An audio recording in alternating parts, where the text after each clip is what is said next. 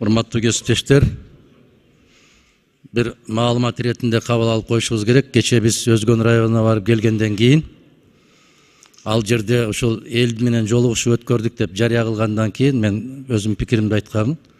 Ал жерде эл жок, анча-мынча кичине бир спектакль сыяктуу жолугушуу болгон сыяктуу деп. Кече ошол жерде мен талап кылдым эле айылдык кеңештин депутаттарынын чечими керек деп. Себеп жердин ээси эл. Биздин бүгүнкү ушул саатка алган маалыматыбызга караганда 2 айыл кеңештин депутаттары канча депутат катышып отурган болсо, ошолордун бүтүндөй баары толугу менен бир добуштан каршы добуш беришти.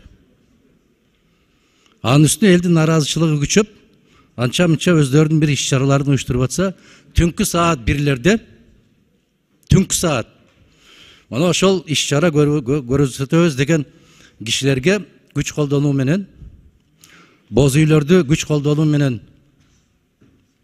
жыйнаштырып, кандайдыр бир жакшы эмес иш-аракеттер болду. Ошондуктан азыр ушул Өзгөн районундагы түзүлгөн кырдаал боюнча ким берет? Себеп бул тапшырманы кече биз баарыбыз жалпы отурганыбызда берилген тапшырма. Айылдык кеңештин депутаттары менен кеңешип чечим чыгарып койгула деген. Мына нукура райондун элинин пикири Кемпирабад суу сактагычы боюнча ушундай.